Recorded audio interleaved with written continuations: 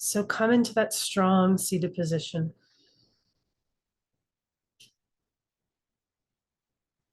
And just let yourself turn your attention inward.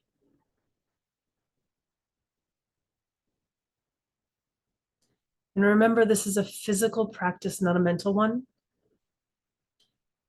So become physically very still. And again, that strong seated position, that strong foundation and strong spine are the prerequisite to maintaining physical stillness. So do make sure that you feel really well supported and secure and balanced. Slight arch of the back so that your sternum is up, your chest is open, your shoulders can fall. And then just become physically very still. You do not still the mind. You can't. No one can. You still the body. The mind will follow with practice.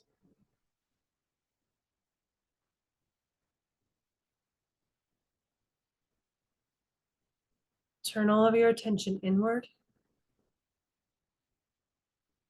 and just breathe.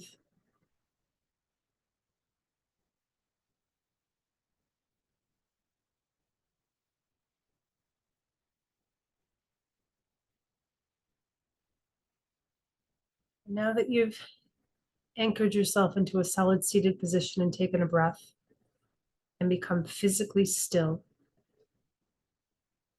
now slow down. Slow down your breathing.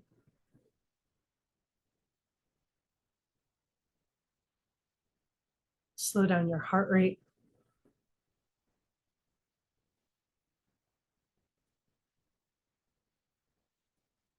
Slow down your mind.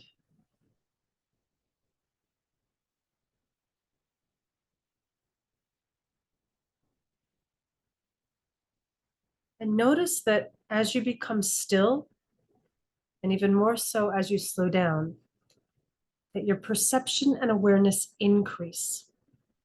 Experiment within yourself on the correlation between still, slow breathing and increased awareness.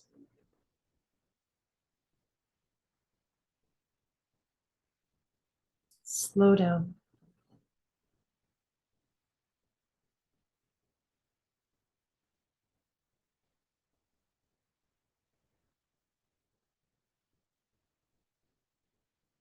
Now that you're anchored in your body breath, physically still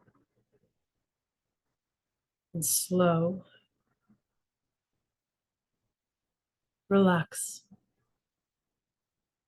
Let yourself release, drop, melt into whatever you're seated on.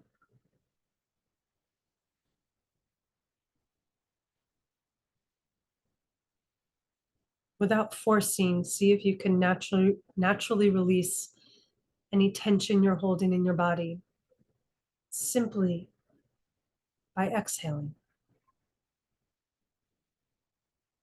And if you notice any areas of tension that remain after that, now it's a slightly different practice. Can you trust them? And experiment with the power of awareness and breath.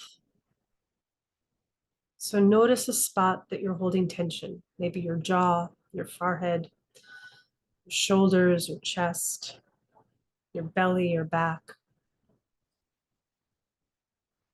your legs, maybe even the arches of your feet. Notice an area and just notice it. Put your attention on that area of tension, and without any intention of changing it, actually with the intention to let the tension be there, to just observe it and be aware of it. Breathe into that area. And just observe what happens as you exhale.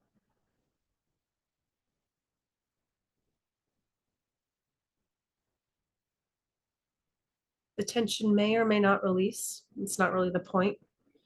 The body will do what it needs to do at that point. But your attention, awareness, and breath you really experiment with this, you'll find are incredibly powerful.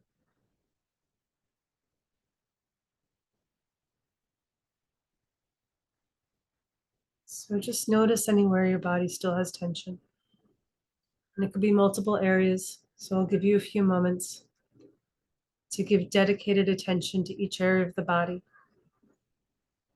and just breathe into it as it is.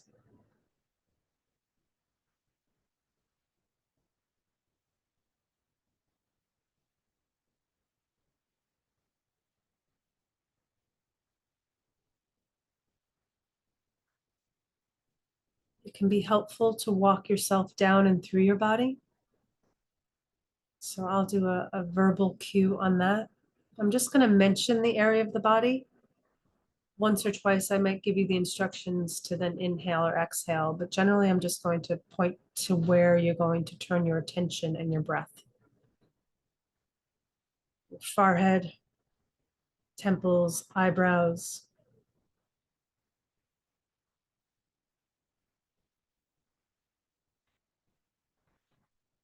the eyes, all the muscles and ligaments and tissues in and around the eyes.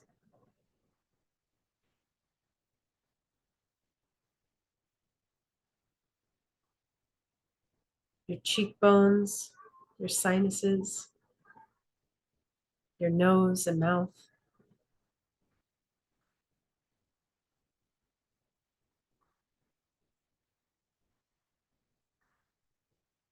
Your ears and all the muscles around your ears, your jaw and chin,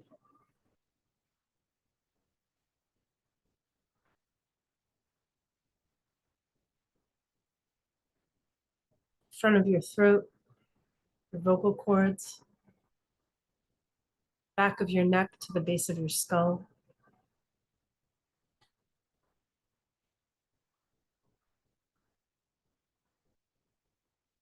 your collarbone,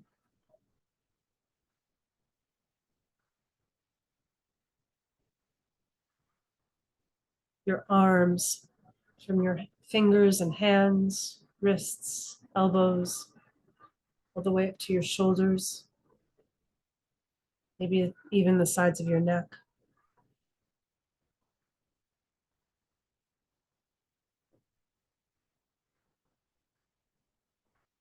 Your chest, your lungs,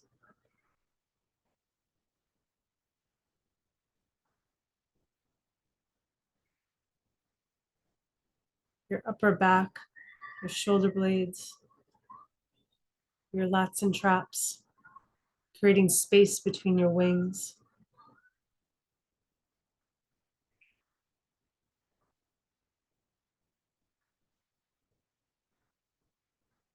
your armpits,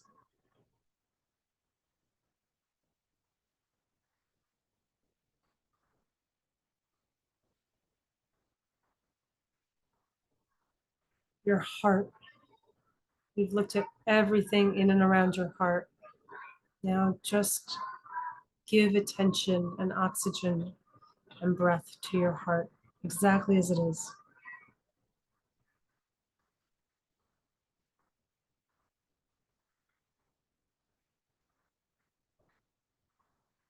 Your spine from your tailbone to the base of your skull, creating space between each vertebrae.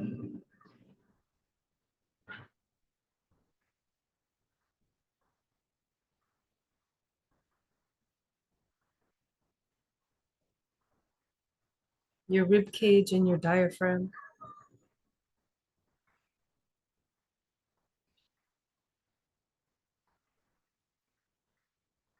Your middle and lower back, even your kidneys.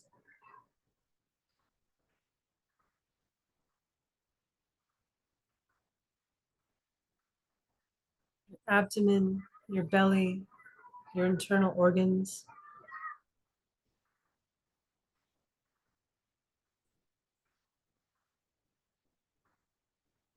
Your hips, spanning side to side.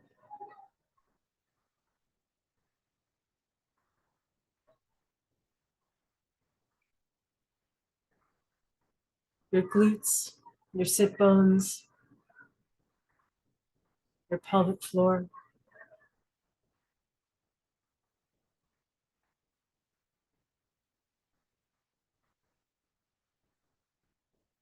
your thighs, the quads, the hamstrings, even the thigh bones,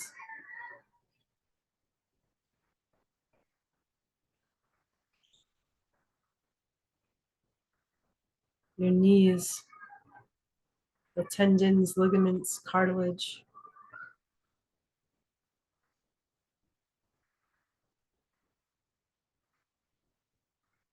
your shins, your calves, your ankles, your Achilles tendons,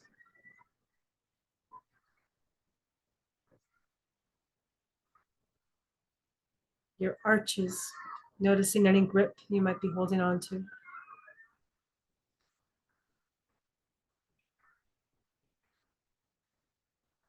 the tops of your feet, and all 10 toes.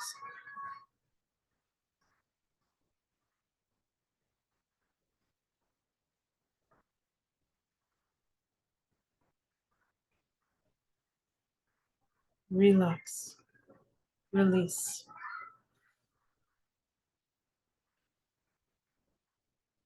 Let your breath fall back to your lower belly and turn all of your attention inward. And again, before we sit for 5 minutes in silence, there'll be a bell to start and a bell to end. Reaffirm that strong seated position. Come into your lower belly breath. Breathe. Become physically still. Slow down.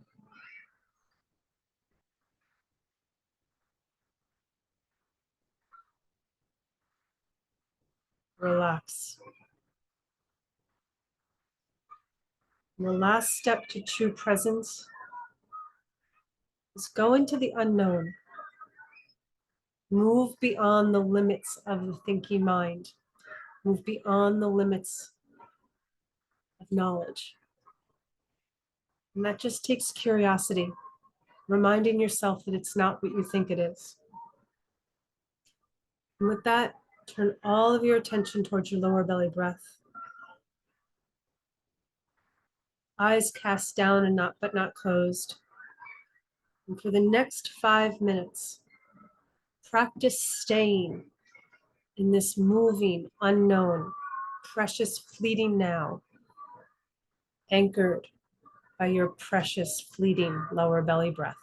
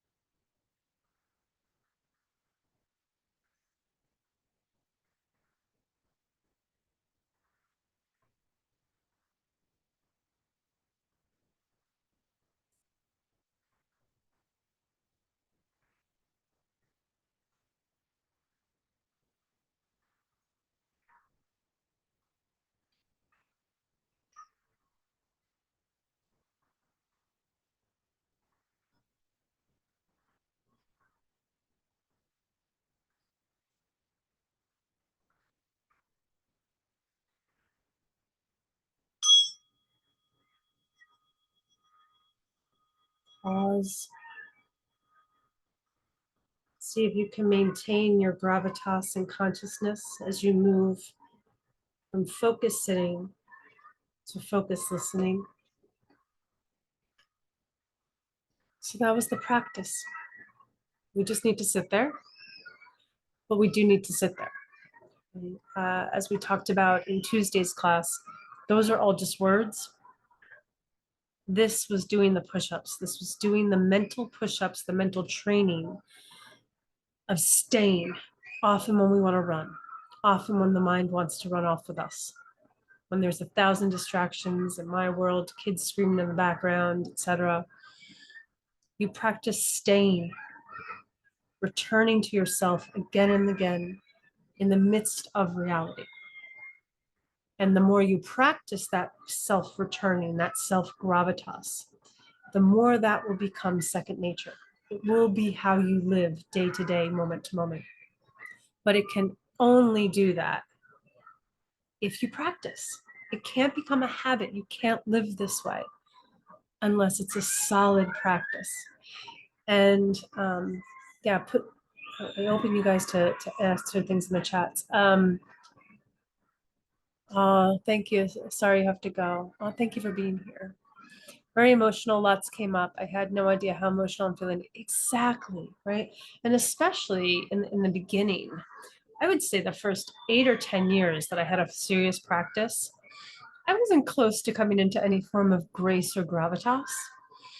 Because every time I sat, my mind would run, emotions would arise, things that I wasn't even cognizant of came up. And if you're misled in how this works, you might think that that's doing it wrong. But it's actually the first time that you're stopping and allowing the reality of what you're thinking and feeling to all come up. It could be thoughts from a week ago, a month ago, a year ago, but your body knows that you're actually going to stop and listen and pay attention right now, right? And just like a small child, you yourself just need your own attention, right? And when you stop and just breathe, and especially with that pre-period of breathe, become still, slow down, relax, get curious and not know. That process is to open you up, is to help you move through some of the resistances that we have through physical tension, through fast breathing, through movement, right? The resistances that we have to actually being present to our life and paying attention and being aware and fully alive. And a lot of things that you might not have been aware of that are happening anyway and getting stored in the body will become clear. And what's more, your body will begin to trust you. Your body will begin to trust you. It will trust that if an emotion or a feeling or a thought arises, that you're just going to pay attention to it. You're not going to try to fix it or analyze it or try to change it or make it better or perfect it. None of those things are paying attention. Those are fixing and solving and telling something that it's not okay as it is. Your emotions don't need that. I mean, seriously, we've all been there when like you're just telling someone a story and they try to fix it or solve it for you. You're like, ouch, yikes, right? Like, not helpful. It's actually not helpful. Like, you're going into problem solving, and I just need to be seen and understood. And when I'm seen and understood, then I can relax, right? That's what your body, you want it from others. That's what you need from yourself. And every time you sit, you begin to cultivate that. So, practice. This comes back to the practice. We get one life that I know of. And to live it as connected and alive and full requires being in your actual life, your actual body, in the now, not in a narrative and a story that's 5 years in some other direction. Here, now is the only place our life ever is, and to be here and now just takes this practice of just sitting. So I encourage you to really commit. We're at the end of January now. We got through the January thing, right? Like now we're at February. Like, use this new start. There's evidence that any new start is an opportunity for the mind to make a new start and make room for there to be failure, for it to not be perfect. Because when you do, you can get back on the horse faster and easier. And commit. Why not commit to yourself now? Commit to just being with yourself for just 5 minutes a day, to just sit there and breathe and be present to you and your breath and your body. You can experiment with it, try it. If you're already doing 5 minutes or 10 minutes a day, can you push to 12 or 15? Make it a small enough increment that both pushes you, but doesn't push you too far that some mental block comes in and all of a sudden it's like, I'm too busy, I don't have 15 minutes, so you don't do it. I'd rather someone do 2 minutes consistently than 20 minutes every once in a blue moon. It's the consistency that's key. So do what you can do consistently, nail that for a good 7 to 10 days, and then see if you can push. Ideally, we'd like to be sitting a minimum of 20 minutes every day.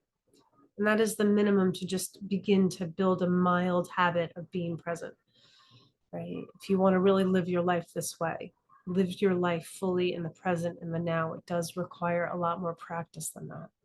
Just like if I wanted to live my life as a musician, 20 minutes a day is not going to cut it. I'm not going to be able to just let the music come through me. But you got to get up to 20 minutes a day first. And to do that, especially in a world that doesn't value sitting and quiet and not fixing or solving, in a world that values fixing and solving, to stop and sit and just be and pay attention is a direct affront to that. So be really kind and patient to yourself. You might have resistance. It might be unconscious or subconscious. That's fine. Trust that too. Welcome it in.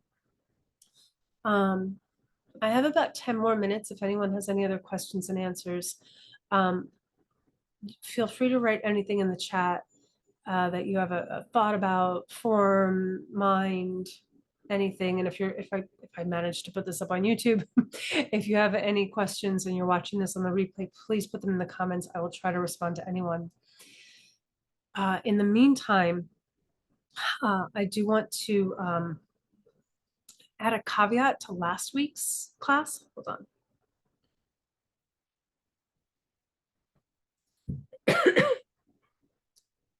Last week, we had a really tremendous Q&A that was unexpected. And someone had asked the question if I could either somehow, well, because if you just heard, there's kids come out for recess for about half an hour. Actually, they went in early today for some reason. But they come out and they're quite loud. There's a school across the street. And someone's like, hey, can we either change the time or do something? And I went into a whole thing, which in one way was very useful, about how the practice that I teach is about being with reality as it is, not running away.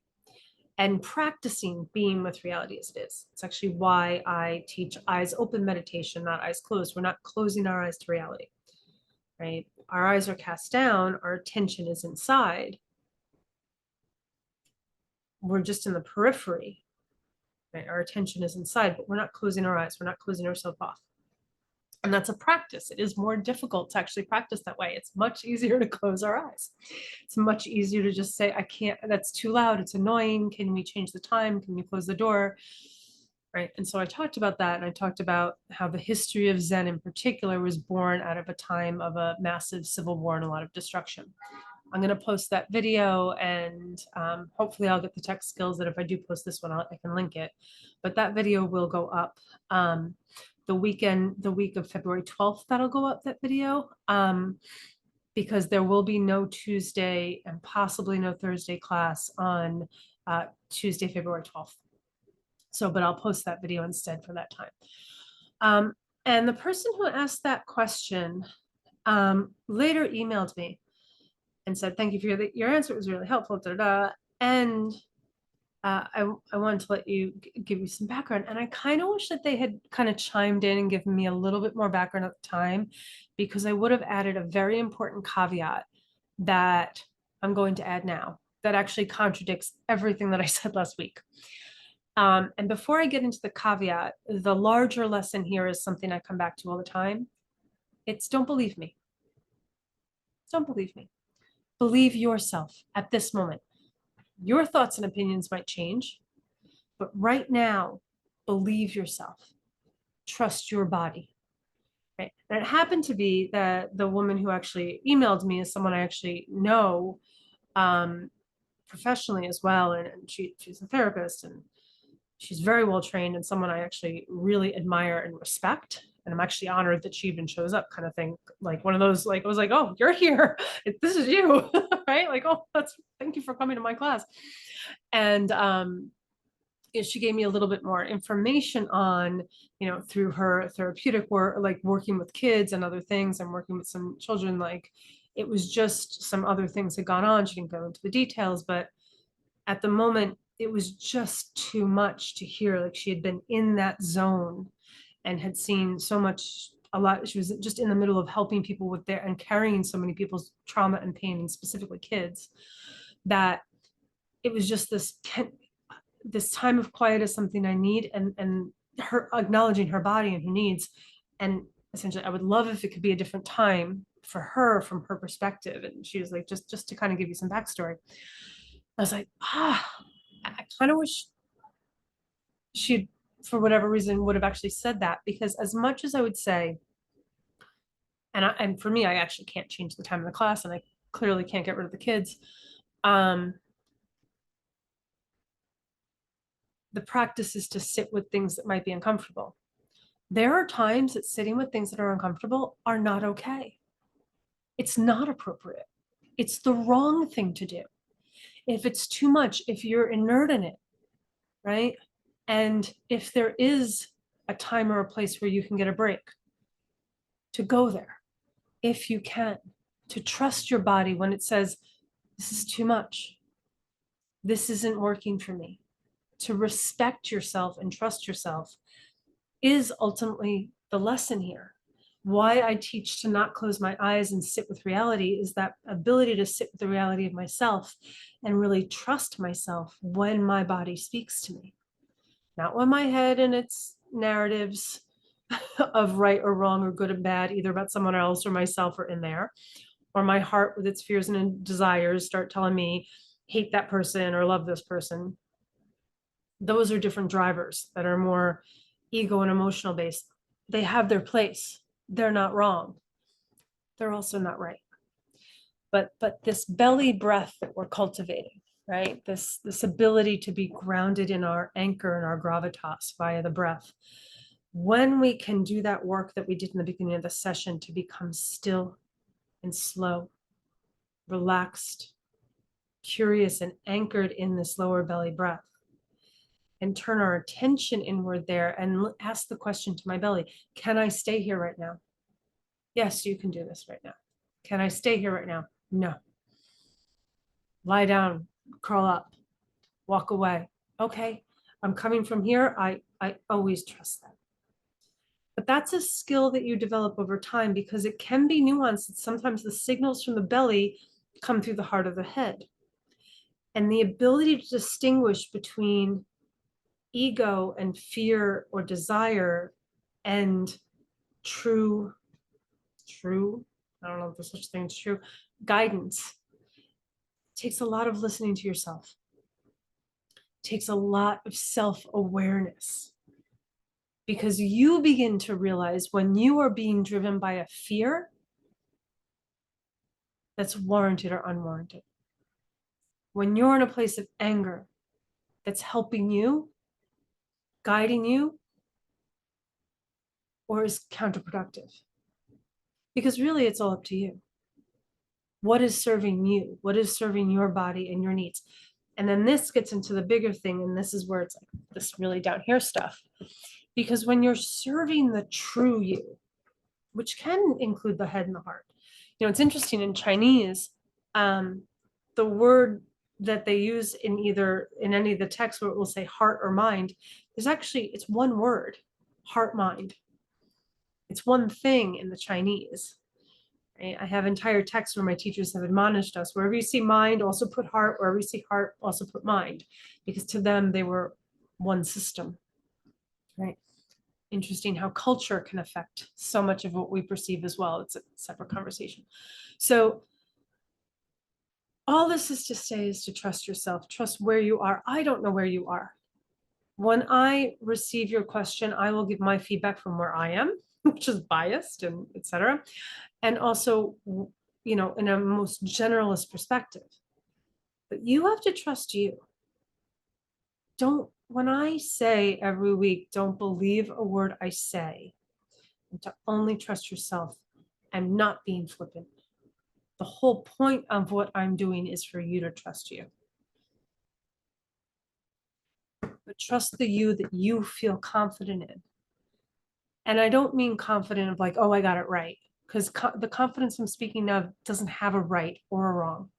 Things might externally come out in a way that might not be publicly approved, but you acted in your integrity. And only you can know what your integrity is. Yes, I agree. Sometimes we need an escape. Yeah. No, sometimes we can't. I mean, I think we're all pretty cognizant. There's places in the world right now where people are in inescapable places of relentless pain and suffering. And that, technically is the atmosphere out of which the Zen practice that I teach was born, a place of relenting destruction, pain, and death and loss. The Anlushan revolution, out of which Zen, as the form of Buddhism in the 700s, it's a 10-year civil war. 2 out of every 3 people died. The population went from 54 million to 17 million in 9 years. That was the birth of the golden age. They call that that civil war period became the golden age of Zen. Because in that relentless and no escape, like you had to hone it. There was nowhere else to go. Right.